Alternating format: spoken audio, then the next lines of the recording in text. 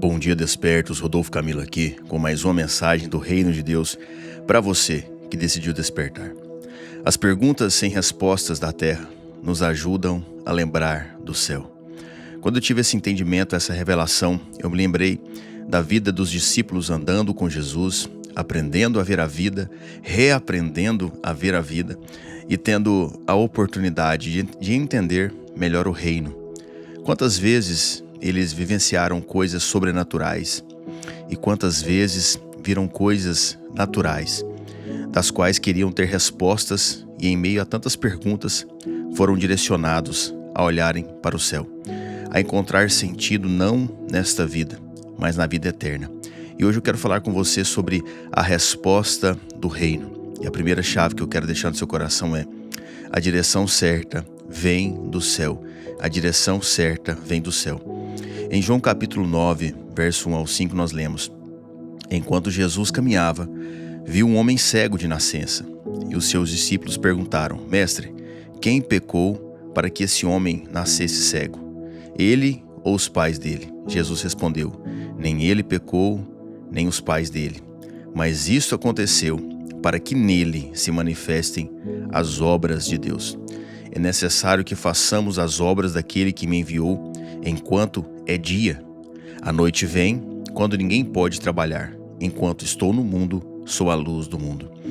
O ser humano, nós temos o hábito de tentarmos achar o porquê das situações, o motivo. E Deus tem o hábito de dar um propósito para as situações. Essa é a básica diferença entre a terra e o céu. A terra procura um porquê e Deus dá um propósito para aquilo. Procurar o porquê, o motivo pelo qual algo aconteceu, pode ser frustrante, desgastante, inútil, porque nem sempre vamos encontrar.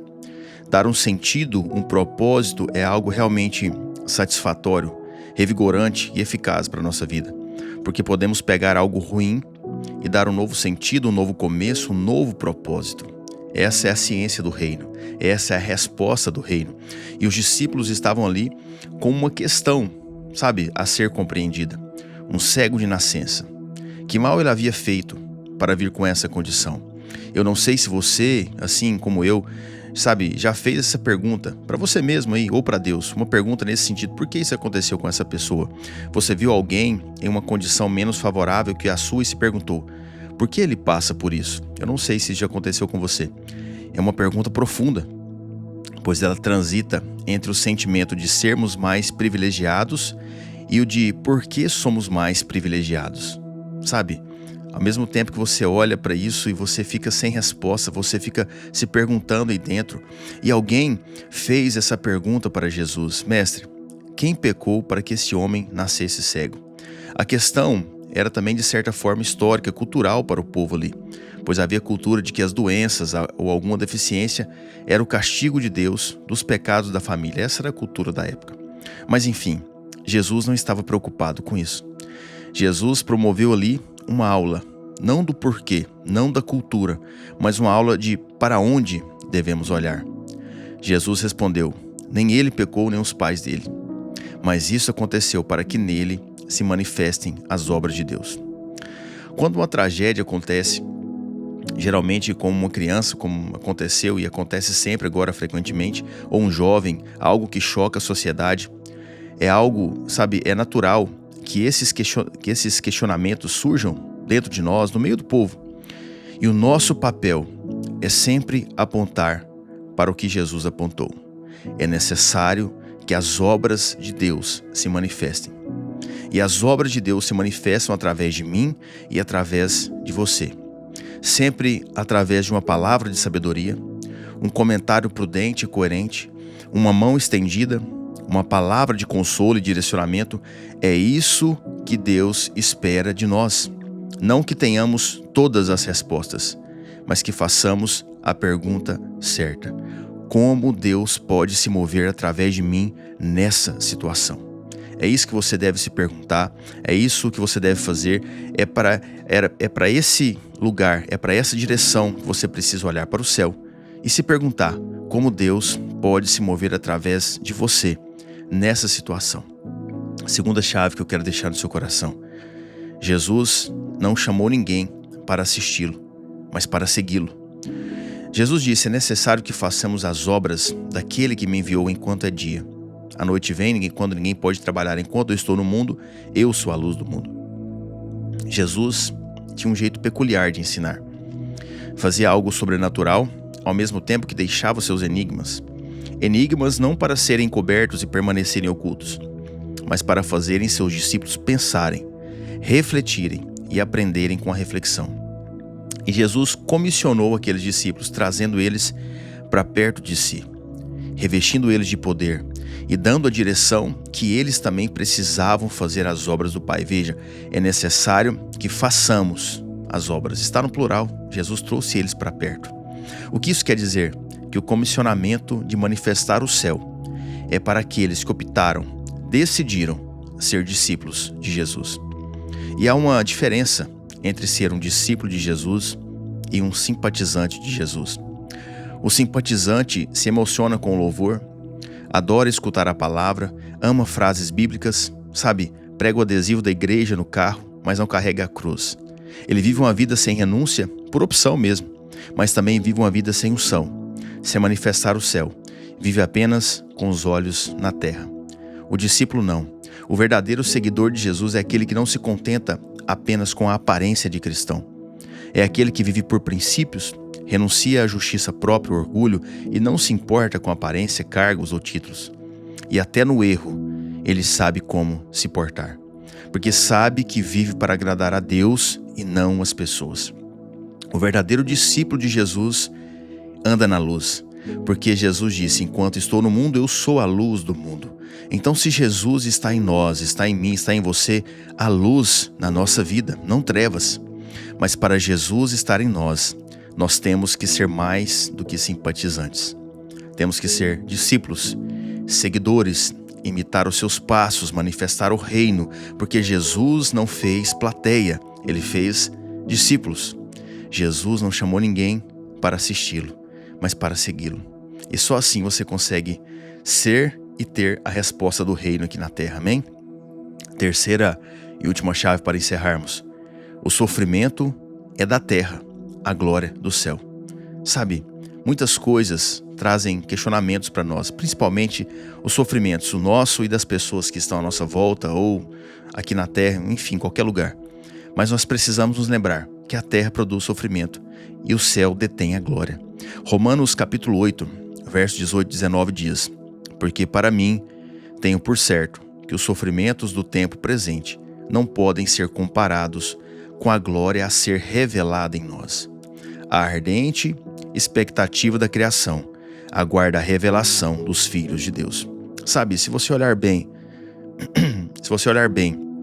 à primeira vista, parece que esses versículos foram extraídos de textos diferentes. Parece que não fazem sentido estar no mesmo contexto. Enquanto o verso 18 fala do sofrimento presente e a glória futura, o verso 19 fala que a criação aguarda a revelação dos filhos. Como assim? Qual é o sentido? Na verdade, esses versos só têm sentido se olharmos um pouco antes na Bíblia. O que diz no verso 17? E se somos filhos, somos também herdeiros, herdeiros de Deus e co-herdeiros com Cristo. Se com ele sofremos, para que também com ele sejamos glorificados. Romanos 8:17, um verso antes. Porque os filhos de Deus, o sentido está, porque os filhos de Deus só se manifestam ao mundo se suportarem o sofrimento da terra, sem deixar de glorificar o Pai. Vou repetir para você compreender. Porque os filhos de Deus só se manifestam ao mundo se suportarem o sofrimento da terra, sem deixar de glorificar o Pai. Por isso, Paulo escreve aqui que a ardente expectativa da criação aguarda a revelação dos filhos de Deus. Nós só conseguimos nos revelar ao mundo se suportarmos o sofrimento glorificando a Deus. Por isso, Jesus disse em Lucas capítulo 9, verso 23 e 24: se alguém quer vir após mim, negue-se a si mesmo. Dia a dia, tome a sua cruz e me siga. Pois quem quiser salvar a sua vida, perderá, e quem perder a vida por minha causa, esse a salvará. O nosso problema é que nós não queremos perder a nossa vida. Nós queremos só simpatizar com Jesus. Mas não existe evangelho sem cruz. Não existe uma vida sem lutas, sem desafios, sem sofrimentos. Nós não estamos isentos disso. mas sabemos o caminho certo que devemos seguir. Nós somos chamados para segui-lo dia a dia, cada um com a sua cruz. Qual é a cruz que você vai carregar hoje? Então, seja o que for que estiver passando aí, glorifique o Pai. Suporte, aguente um pouco mais, sem perder a sua fé, sem deixar de olhar para o céu, sem se questionar demais, sem fazer muitas perguntas, mas pelo contrário, sendo a resposta do reino. Lutas, desafios, sofrimentos, todo mundo tem. A diferença nossa como filhos, como despertos, é exatamente essa: glorificar o Pai em meio às lutas. Assim, nos manifestamos ao mundo e damos a resposta certa que o mundo precisa, a resposta do reino. O mundo precisa ver a sua fé, a sua conduta, o seu posicionamento. Então aguente firme, avance. Jesus está com você, eu preciso te lembrar isso. Jesus está com você e onde Ele está, há luz. Então seja luz por onde você passar. Amém? Quero orar pela sua casa, pela sua vida. Se você puder, feche seus olhos. Respire fundo. Pai, em nome de Jesus, nós glorificamos, agradecemos o Senhor por esse dia, por esse momento, por esse tempo, por esse momento de entrega, Pai, de devoção ao Senhor, de palavra, de busca, de princípios. Nós agradecemos, Pai. Eu intercedo por essa pessoa que me escuta, para que o Senhor venha sobre a vida dela, Pai, com saúde, com alegria, com graça, com unção, com força, com sabedoria, Pai. Eu intercedo por ela para que as portas certas se abram na vida dela, Pai. Para que o céu se abra sobre a casa dela. Para que todo espírito de confusão, de ira, de intriga, de raiva, de discórdia saia, Pai, da casa dela. Que todo espírito, Pai, maligno que venha trazendo confusão na mente saia, Pai.